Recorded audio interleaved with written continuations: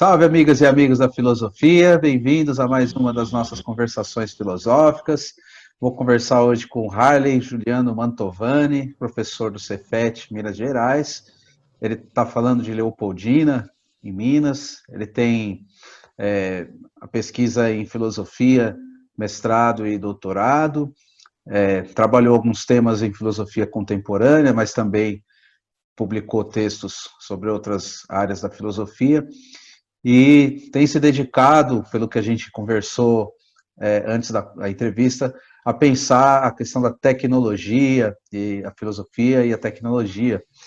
Então, eu vou começar perguntando, agradecendo já muito a sua presença aqui, Harley, como é que foi essa sua trajetória na filosofia, para você falar aí brevemente, né, dos interesses que te motivaram no começo e até como você chegou nas suas pesquisas atuais.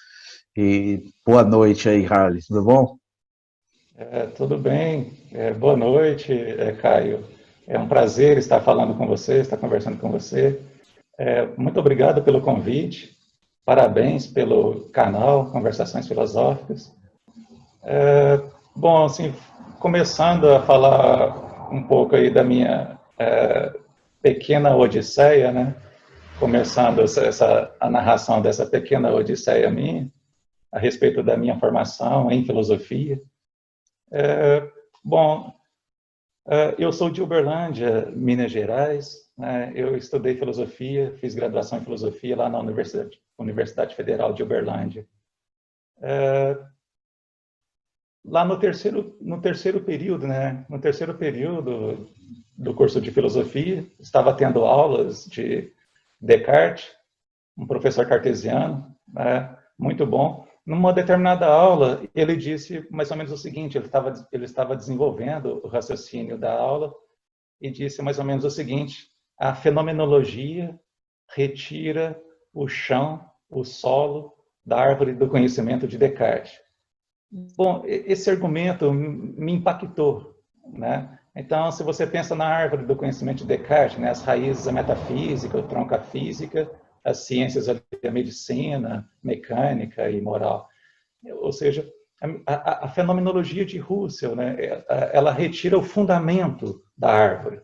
Então, o fundamento cartesiano não era suficiente ainda. Era necessário retirar todos os pressupostos. Então, aquela árvore ficou flutuando no vazio. Essa imagem chamou a minha atenção, e aí eu procurei saber, procurei investigar, procurei estudar mais fenomenologia. Foi a partir desse argumento, numa sala de aula, né, o argumento de um professor numa sala de aula, que me levou a me interessar pela fenomenologia. Bom, aí eu terminei a graduação na Universidade Federal de Uberlândia, e sem nenhum planejamento mesmo, eu fui fazer o mestrado na Universidade Federal de São Carlos, em Merleau-Ponty, né? O título da dissertação é Arqueologia Fenomenológica de Merleau-Ponty. E lá em São Carlos, eu tive a grande felicidade de ser orientado pelo professor Bento Prado Júnior, né? O ponto de partida da dissertação foi o texto de Merleau-Ponty chamado O Filósofo e Sua Sombra. Essa imagem, né, essa imagem, ela é interessante. Então, você tem o filósofo é a luz, né, o pensamento é a luz, mas essa luz projeta uma sombra. Merleau-Ponty se interessou por essa sombra. O filósofo é Husserl, né? Mas Merleau-Ponty se interessou por essa sombra. Ele vai investigar a sombra de Husserl. Aquilo que a consciência husserliana não conseguiu constituir na experiência, aquilo que ela não conseguiu abarcar, Merleau-Ponty vai abordar, vai explorar esse resto que ficou fora da consciência husserliana, fenomenológica husserliana.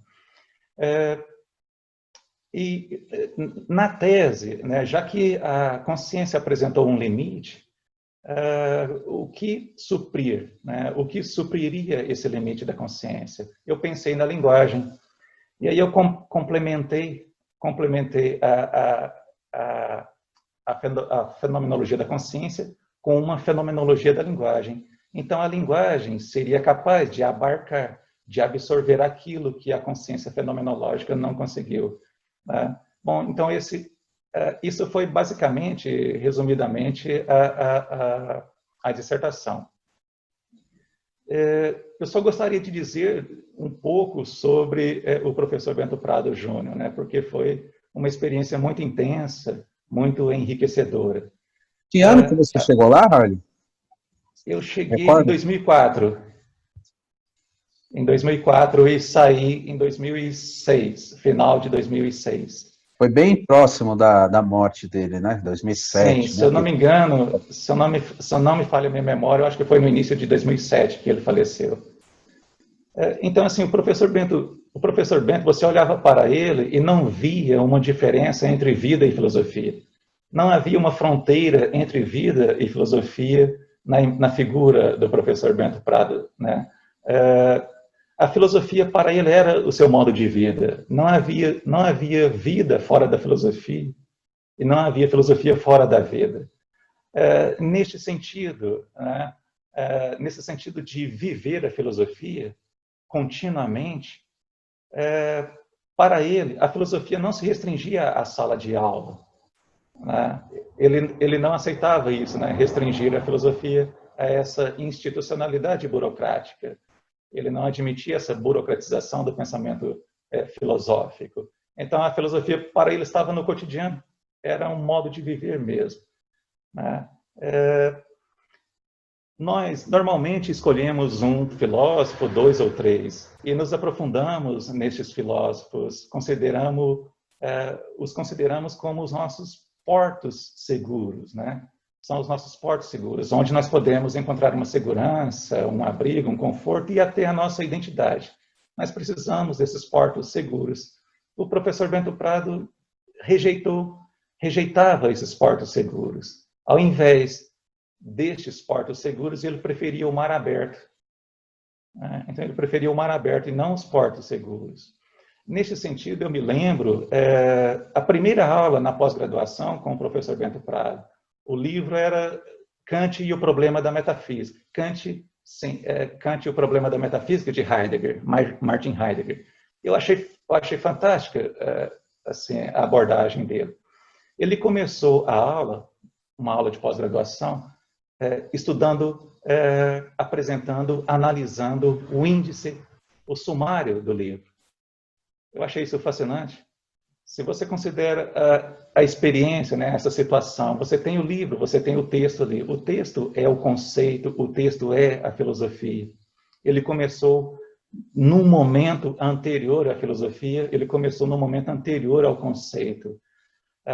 Ele exerceu o pensamento de tal forma a se desvencilhar das seguranças conceituais, das seguranças filosóficas e voltar no momento anterior à filosofia, dizendo mais ou menos o seguinte: uma filosofia tem que ser capaz de absorver o que a precede, o que não é ainda filosofia, né? Aqueles elementos pré-textuais. Ele deu uma aula de pós-graduação sobre o sumário do texto. Né? Então, esse pensamento livre, né? Esse pensamento disposto a se lançar no mar aberto, enfrentando o não filosófico e trazendo esse não filosófico para dentro da filosofia. Essa é uma experiência marcante, foi uma experiência marcante para mim. Só ainda em relação ao Bento Prado, últimas palavras. Quando ele faleceu, eu ouvi um testemunho que foi mais ou menos o seguinte: bom, havia um grupo de estudos de Rousseau lá na USP. Os seminários eram coordenados pelo professor Bento Prado Júnior. Se eu não me engano, se não me falha a memória, o livro que estava sendo estudado era Rousseau, Juiz de Jean-Jacques. Era um livro em que Rousseau confessava os seus limites e confessava que os seus limites o identificavam. Né? Então, Rousseau confessando-se. Né? E nessas aulas, diz o testemunho, o Bento chorou. Analisando o texto de Rousseau, ele chorou, né? Derramou lágrimas dentro de sala de aula. O testemunho diz o seguinte: aquelas lágrimas nos levaram onde nenhum conceito filosófico foi capaz de nos levar. Ou seja, através das suas lágrimas, o professor Bento deu a maior aula de filosofia que aqueles alunos poderiam ter. Né? Então, que coragem, né? Que coragem, que sensibilidade, que capacidade de encarnar apaixonadamente o texto filosófico que está sendo trabalhado em sala de aula. Eu não sei se eu tenho essa coragem de chorar em sala de aula. Né? Bom, e aí termino o mestrado em 2004, volto para Uberlândia e vou trabalhar, né? Começo a trabalhar de professor. E o interessante, o significativo para mim também, é que eu comecei a trabalhar como professor na Universidade Federal de Uberlândia, onde eu tinha me formado como bacharel em filosofia. Foi um concurso para professor substituto, né, professor contratado. Eu acho essa experiência significativa porque, naquela ocasião, eu não tinha nenhuma certeza de que eu seria professor, né, de que hoje eu seria professor. Né? Então, assim, na minha cabeça, naquela aula, na aula prática, né, que você tem que dar uma aula, na prova prática que você tem que dar uma aula, naquele momento, para mim, aquela poderia ser a primeira aula e a única aula que eu daria na minha vida. Bom, entrei para a sala com esse pensamento. E o interessante, os meus primeiros alunos foram os meus ex-professores. Eu achei isso fantástico, né? O discípulo dando aula para os seus mestres. Eu não sei o que isso significa simbolicamente, eu acho que tem algum sentido. Bom, aí deu certo, começo a trabalhar na Universidade Federal de Uberlândia. Começo a trabalhar também numa faculdade particular lá na cidade.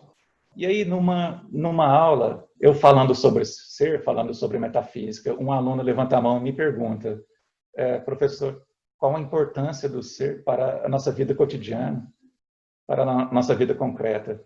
Essa pergunta foi também muito impactante. Né? Eu falando sobre ser um conceito tão abstrato, né, tão distante, tão universal, como Nietzsche diz, qual o sustentáculo, né, que este conceito oferece para as pessoas se orientarem no seu cotidiano. Então, eu senti assim,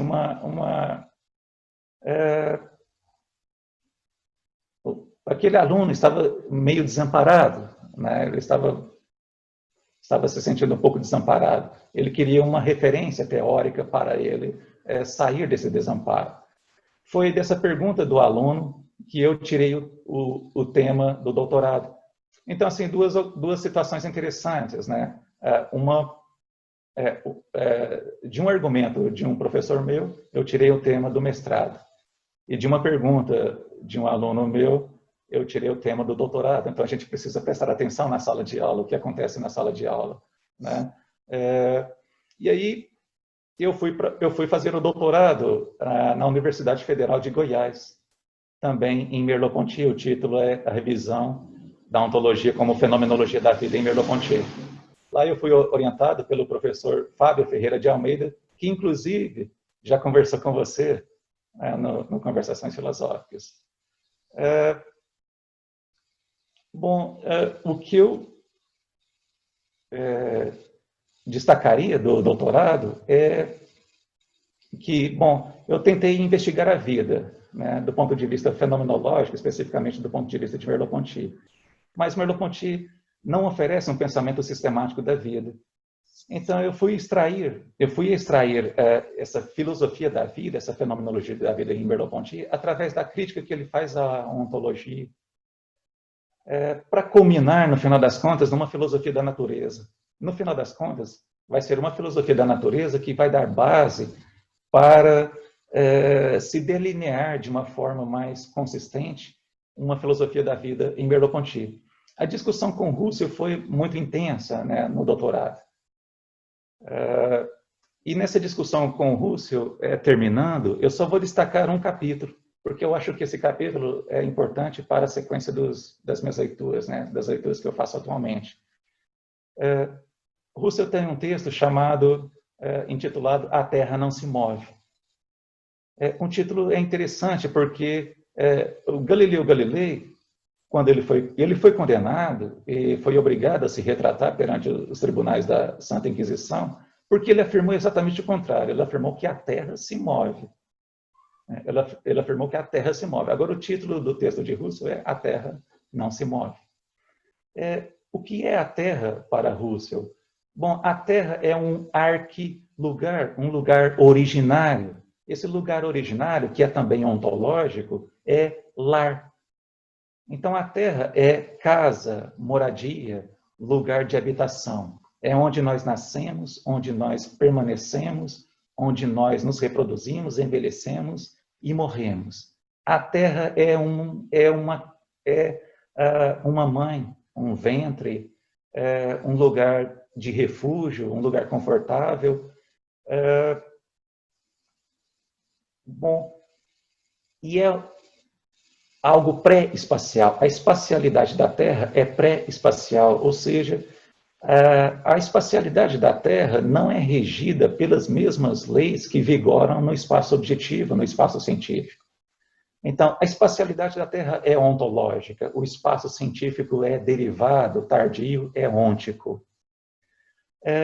Do ponto de vista fenomenológico, nós estamos ainda no geocentrismo. A fenomenologia é geocêntrica. O mais importante para a fenomenologia é a Terra. A Terra é um centro metafísico. Ela não é como qualquer outro corpo celeste. Ela não é igual a nenhum outro corpo celeste. Ela é única. E dessa unicidade da Terra, nós também somos únicos. Nós temos a nossa identidade em virtude desse vínculo, desse elo com a Terra. Agora, as ciências, de uma forma geral, dizem, bom, a Terra não é a casa, a Terra é um planeta como qualquer outro planeta do sistema solar. Ou seja, se nós aparecemos aqui, nós poderíamos ter aparecido em qualquer outro planeta. Em qualquer outro planeta. Estar aqui é um grande acaso. A Terra, assim, é cientificamente relativizada, desqualificada como moradia, como lugar de habitação. Agora, para a ciência, a Terra não é casa, é planeta.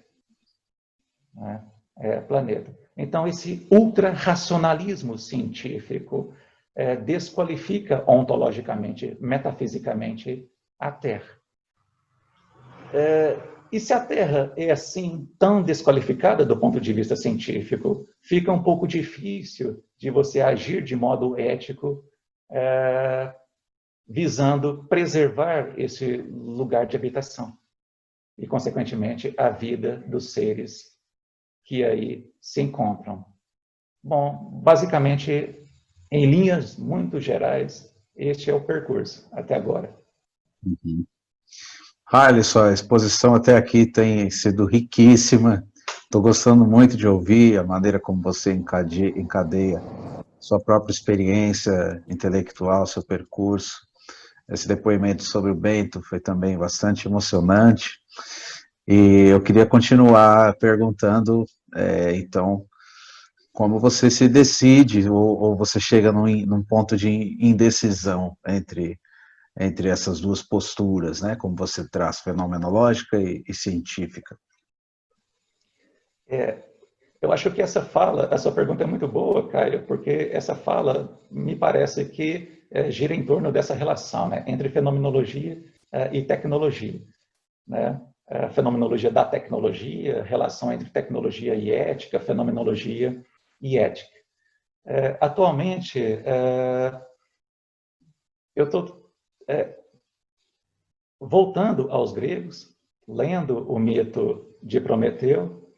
A partir do mito de Prometeu, estou tentando fazer uma leitura do processo civilizatório, a partir da construção, da composição dessa imagem mítica, dessa imagem mitológica que é Prometeu.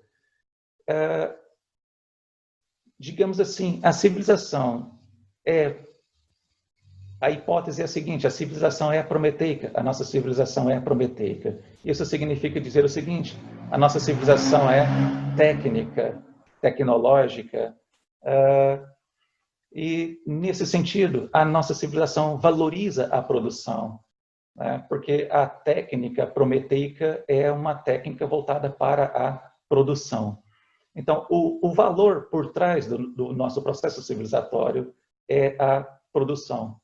A nossa civilização valoriza demasiadamente a produção. É claro, se você valoriza a produção, consequentemente, você valoriza os resultados da produção, né? O que sai da produção é um produto que você vai consumir. Então, a civilização gira em torno dessa relação entre produção e consumo do que foi produzido, produção e consumismo. E essa relação ela é intensificada, né? Ela é intensificada. Nós estamos nesse momento lamentável, triste, de pandemia. Às vezes nós temos que sair de casa, né? E quando eu saio de casa, eu olho para os rostos das pessoas e percebo o seguinte: os trabalhadores indo trabalhar, né? Motivados por essa ideia de produção, né? É como se eles não estivessem produzindo, eles não tivessem nenhum valor, nenhuma utilidade. Eles precisam estar produzindo para se sentirem úteis, produzindo algo não apenas para eles mesmos consumirem, mas produzindo algo para as outras pessoas consumirem.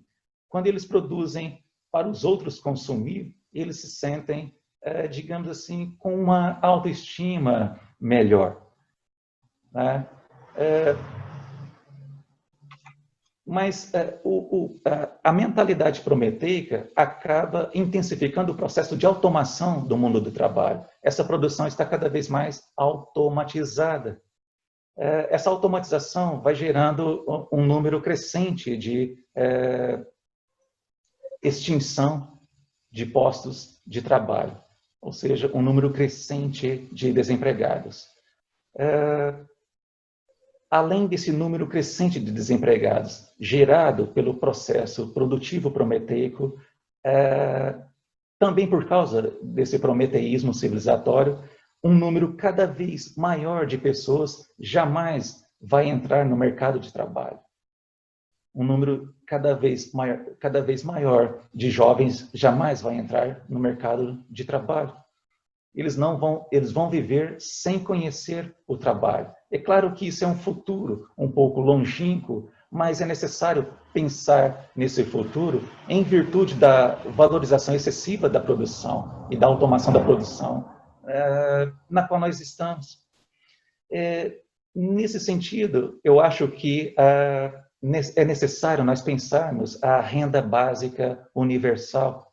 É necessário os intelectuais, os políticos, os economistas, os juristas pensarem essa renda básica universal. Ela, na medida em que ela deveria ou deverá ser destinada a essas pessoas que ou perderam o emprego e não vão voltar mais para o mercado de trabalho, ou para aquelas pessoas que jamais vão entrar no mercado de trabalho. Aí, este vai ser um grande desafio para o capitalismo, para o neoliberalismo. E falando de capitalismo e neoliberalismo, eu posso dizer o seguinte: a hipótese que eu parto, que eu apresento, é que há uma continuidade conceitual e histórica entre o mito de Prometeu, a revolução científica, o capitalismo, revolução industrial, Frankenstein, capitalismo e as formas de totalitarismo, por exemplo, o nazismo.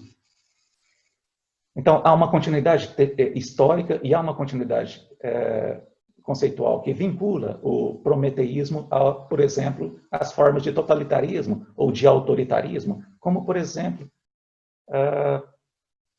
estão ocorrendo algumas manifestações em algumas partes, em alguns países do mundo, né?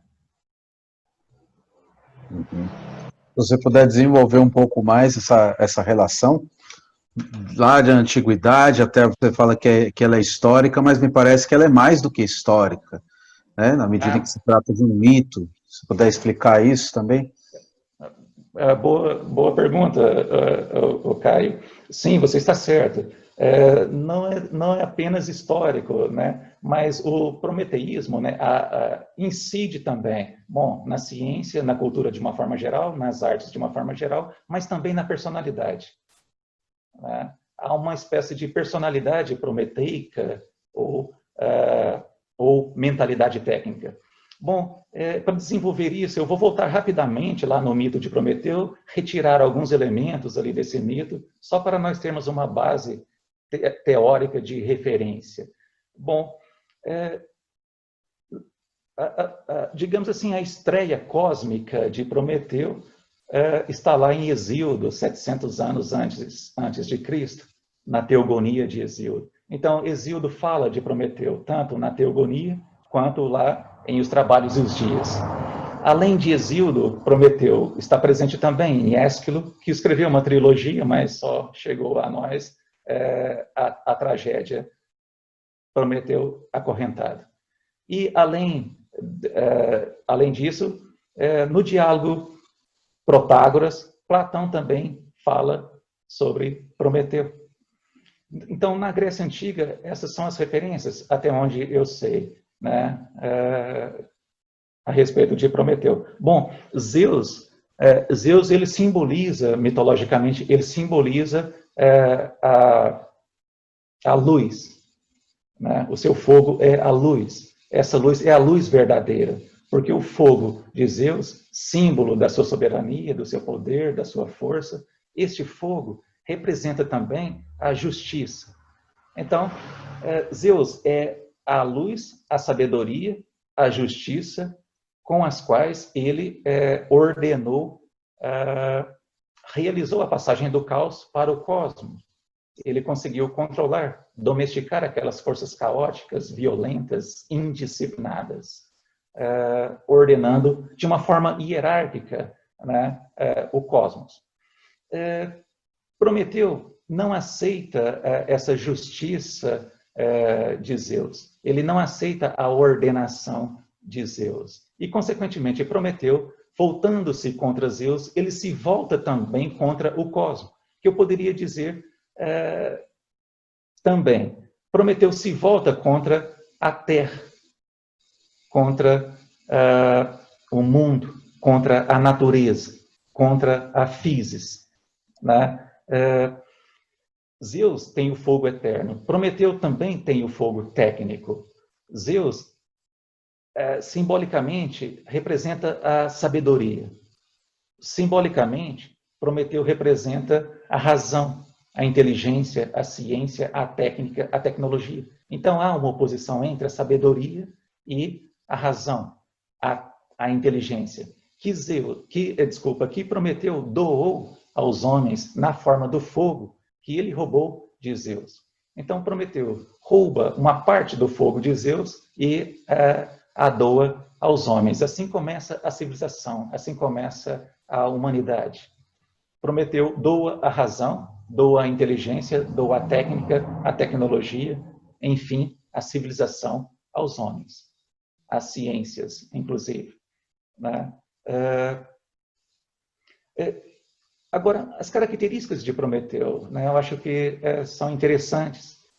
Prometeu, ele é rancoroso. Bom, antes disso, ele é insubmisso, obstinadamente insubmisso. Ele é rebelde, né, indisciplinado. Ele é arrogante, imprudente. E rancoroso. Ele tem um ódio profundo contra Deus, contra a divindade, contra Zeus. Se a gente foca na ideia de ressentimento, e se a gente vai a Nietzsche, isso não é uma boa característica, porque lá em Nietzsche, o ressentimento vai levar ao pior dos sentimentos, de acordo com Nietzsche, que é a vingança, que é o sentimento de vingança. Ou seja, ressentido, Prometeu pretende se vingar de Zeus através da vingança contra a natureza, contra o cosmos. contra aquilo que representa a manifestação máxima da sabedoria de Zeus, né? Bom, e aí, andando um pouco na história, nós chegamos em Jean-Jacques Rousseau, né? Rousseau se dizia Prometeu. Ele encarnava Prometeu, pelo menos lá no discurso sobre as ciências, a origem das ciências e das artes, o primeiro discurso de 1750, quando ele tenta responder àquela pergunta colocada pela Academia de Dijon lá. O restabelecimento das ciências e das artes contribui para a depuração, né, a purificação, a melhora do espírito. Rousseau vai responder negativamente. Na verdade, as ciências e as artes, né, ou a técnica, a tecnologia, contribuem para corromper, né, corromper o espírito humano. Ocorre uma perda da virtude. Esse é o problema para Rousseau. Diante do desenvolvimento das ciências e das artes, fica um pouco difícil você comportar-se de um modo mais ético, desenvolver uma certa, né, moralidade. Bom, continuando nesse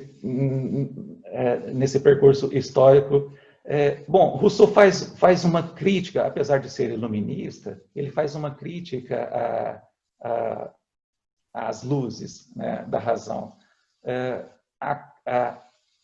A ciência que sofre a crítica de Rousseau vai ser a ciência com a qual irá se deparar Mary Shelley, né, a criadora do Frankenstein.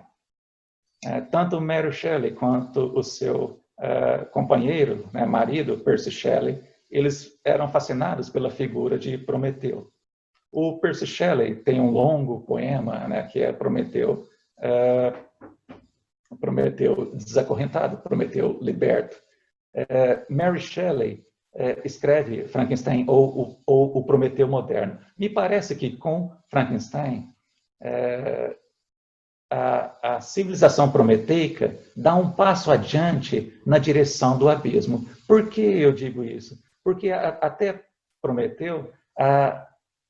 até Frankenstein, a atividade prometeica estava voltada para o domínio, controle da natureza exterior, né, para a subjugação da natureza exterior, para a manipulação da natureza exterior. A partir de Frankenstein, a atividade prometeica entende que ela pode se voltar para o homem, para manipulá-lo, para dominá-lo, para controlá-lo de alguma forma. Bom, e aí a gente segue adiante. Eu estou tentando chegar nesse momento em que o prometeísmo se encontra com o autoritarismo ou o totalitarismo, né? Quando eu falei de Percy Shelley, eu disse que ele escreveu um poema chamado Prometeu Desacorrentado. Essa expressão, né, Prometeu Desacorrentado ou Prometeu Liberto, está presente também em Hans Jonas. E é exatamente isso, né? Porque Prometeu está liberto, que é necessário nós pensarmos uma ética para conter a atividade impulsiva, destrutiva, que caracteriza a atividade prometeica. A tecnologização da ação humana entrega a essa ação humana consequências imprevisíveis. Através da tecnologização das ações humanas, as consequências vão se tornando cumulativas e irreversíveis.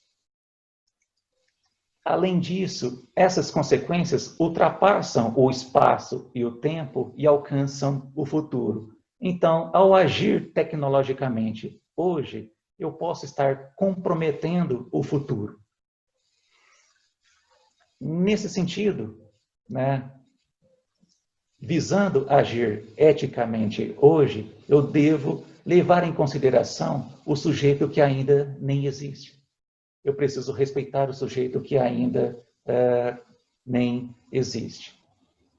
Mas qual é a base desse respeito? O que está por trás desse respeito? Ora, uma capacidade reflexiva, uma capacidade de deliberação, através da qual eu vou me reconhecendo como sujeito moral, eu vou me constituindo como sujeito moral e vou reconhecendo a minha responsabilidade. Ou seja, a responsabilidade depende da minha capacidade de deliberar, de refletir demoradamente. Ou seja, a responsabilidade pressupõe a deliberação, a reflexão. Pressupõe, portanto, uma mentalidade mais paciente, mais rigorosa, mais criteriosa, mais aprofundada. Humberto Galimbert nos fala de uma mentalidade que causou uma transformação antropológica por volta da Segunda Guerra Mundial. Então surge ali uma nova mentalidade, de acordo com Galimbert, surge ali uma nova mentalidade que trouxe uma transformação antropológica, que é a mentalidade técnica. A mentalidade técnica ou prometeica que estava por trás do nazismo. Uma mentalidade técnica prometeica que estava por trás dos campos de concentração, da dinâmica dos campos de concentração, Treblinka, Auschwitz. Se nós nos recordarmos do livro de Hitler, Adolf Hitler, Minha Luta, lá ele diz o seguinte, o ariano é o Prometeu. Isso é muito forte. O ariano é o Prometeu. Ou seja, por trás do arianismo, por trás da eugenia, por trás, em suma, da ideologia nazista, havia uma mentalidade técnica, havia uma mentalidade prometeica. Galimbert, ele analisa algumas passagens de Gunther Anders. Gunther Anders escreve uma carta de 60 páginas. Não sei se você sabe dessa história, mas ele Gunther Anders, escreve uma carta de 60 páginas para o piloto norte-americano que lançou a bomba sobre Hiroshima. Gunther Anders estava interessado em saber como aquele piloto teve coragem de apertar o botão, liberando a bomba, o que ele sentiu, o que ele pensou. O piloto norte-americano jamais respondeu à carta de Gunther Anders. Só que, posteriormente, num jornal,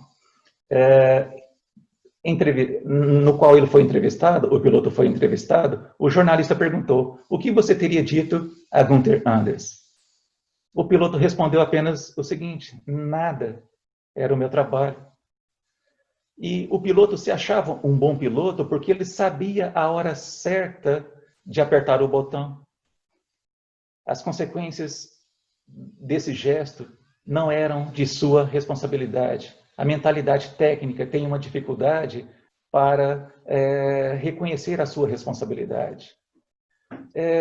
Num outro momento, o Galimbert diz o seguinte, eu não me lembro o nome da pesquisadora, não sei se é Geveni, ou da jornalista, ela faz 170 entrevistas com o diretor do campo de concentração de Treblinka, Franz alguma coisa. O sobrenome dele eu não me lembro. Então, 170 entrevistas. E ela pergunta basicamente a mesma coisa. Como você conseguia matar, extinguir 5.000 pessoas por dia? E o que você sentia? O diretor do campo de concentração não entendia a pergunta. Era completamente insensível.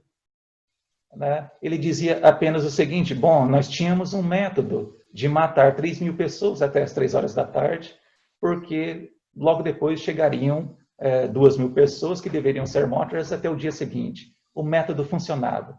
Ele acreditava na eficiência, na eficácia do método. E se o método era eficaz, o método era irreversível. Ele não questionava o método. E não se sentia responsável, né? Era o trabalho dele. Ele tinha que executar aquele trabalho. Ele não se sentia responsável. Então, a mentalidade técnica tem essa dificuldade de reconhecer a sua própria responsabilidade. Com a mentalidade técnica, de acordo com Galimberti, ocorre a seguinte passagem. A passagem da ação para o fazer. Né? A ação é moral, tem toda aquela deliberação por trás dela. O fazer se confunde com a execução eficiente de alguma tarefa, cujos resultados eu desconheço e dos quais também eu não sou responsável. Então esse é o perigo, né, da mentalidade técnica, da mentalidade prometeica. E para a gente concluir essa conversa, Harley, pensando o que está acontecendo atualmente, agora no século XXI, essa pandemia, como que você vê os limites dessa mentalidade técnica, até onde isso chegou, a questão da dominação da natureza, a devastação e essa emergência de governos até similares a esses que nós vimos no começo do século XX. Então, eu vou voltar um pouquinho atrás na história da humanidade. Na alvorada da modernidade, nós temos ali, em 1605, a publicação de Dom Quixote, de Miguel de Cervantes. Se a gente pega aquele famoso episódio, aquela famosa cena de Dom Quixote confundindo os moinhos com os gigantes, né? Eu acho isso interessante, essa capacidade que aquele que é considerado louco, maluco, desajustado, de enxergar algo que só ele está enxergando. Bom, antes de prosseguir com Dom Quixote, nesse sentido eu vou dar um passo lá para Nietzsche. Em alguma obra, Nietzsche coloca na visão de um louco a morte de Deus. Um louco andando entre as pessoas, perguntando quem matou Deus, né? Onde está Deus? Quem matou Deus? Ele diz, né, você e eu, nós matamos Deus. Então, esse desajustado, esse louco, esse fora dos padrões, é capaz de ver algo. Voltando lá para Dom Quixote, o que ele vê no moinho? Bom, Marx diz o seguinte, bom, o moinho braçal vos dará a sociedade com o senhor feudal, o moinho a vapor vos dará o capitalista industrial. Então, há um perigo aí no desenvolvimento técnico, no desenvolvimento tecnológico, há uma cumplicidade entre esse desenvolvimento e o desenvolvimento capitalista. O que Dom Quixote viu? Bom, o Sancho Panza só via moinhos ali, não via gigantes. Dom Quixote, de uma forma muito simbólica, metafórica, poética, viu a ameaça daquele aparato técnico, daquele aparato que posteriormente vai se tornar tecnológico. Então ele quis combater aquilo na alvorada da modernidade. Então eu acho que nós precisamos de um espírito mais quixotesco, mais poético. A nossa civilização, em virtude disso que você destacou na atualidade, a nossa civilização parece que está entrando em colapso. Parece que nós estamos num momento já de pós-civilização, ou nós estamos num momento em que é necessário nós passarmos da nossa civilização para uma pós-civilização. Mas como se configuraria essa pós-civilização? Eu acredito que em termos poéticos. Uma nova civilização orientada por valores poéticos, né, por valores estéticos, não produtivos, utilitários, etc. E num outro sentido, como nós podemos enfrentar esse autoritarismo, essa explosão autoritária? Bom, antes de apresentar uma outra possibilidade de resposta, eu acho que essas manifestações autoritárias, né?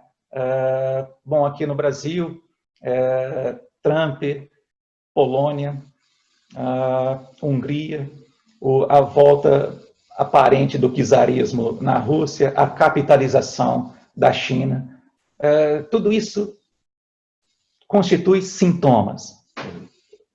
Todas essas manifestações são sintomas. Sintomas de uma sociedade, de uma civilização há muito adoecida. Qual a função desses sintomas, né, dessas aberrações sintomáticas? Bom, a função delas é preservar isto que está doente, é esconder isso que está doente e preservar isso que está doente. Então, a função dos sintomas é isso, é impedir que esta civilização chegue ao seu final e nós passemos para uma nova civilização. Então, nós estamos convivendo com sintomas de uma doença que está ocultada. Né? Eu acho que esses sintomas, eles vão continuar surgindo. Bom, uma outra possibilidade que eu vejo, Caio, é a educação. A educação, eu acho que é um caminho bom que nós temos à nossa disposição para enfrentarmos essas manifestações autoritárias, totalitárias, preconceituosas,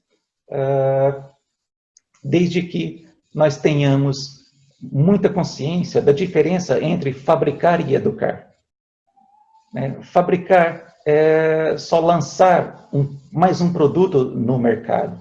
Fabricar é só mercadorizar a educação. Diferente é educar. Educar para a liberdade, diria Paulo Freire. E aqui eu me lembro de Paulo Freire de propósito, porque o ano que vem, 2021, é o ano de centenário do nascimento de Paulo Freire. Nós precisamos dessa data. Eu acho que essa data vai trazer um novo alento, um novo fôlego, uma nova força para nós enfrentarmos essa situação tão difícil que nós estamos enfrentando. E para terminar, Caio, eu só gostaria, fugindo um pouco à regra, quebrando o protocolo, eu só gostaria de mencionar a primeira frase do texto de Adorno, texto chamado Educação após Auschwitz. Então, a tarefa da educação para Adorno é impedir a barbárie, que a barbárie aconteça novamente. Né? Então, ele diz o seguinte: a exigência que Auschwitz não se repita é a primeira de todas para a educação. Ou seja, a tarefa que para Adorno era a da educação no momento dele, que é lutar contra Auschwitz, a repetição de Auschwitz, lutar contra o autoritarismo, essa tarefa me parece que continua sendo a nossa, de professoras e professores, lutar contra a violência do autoritarismo.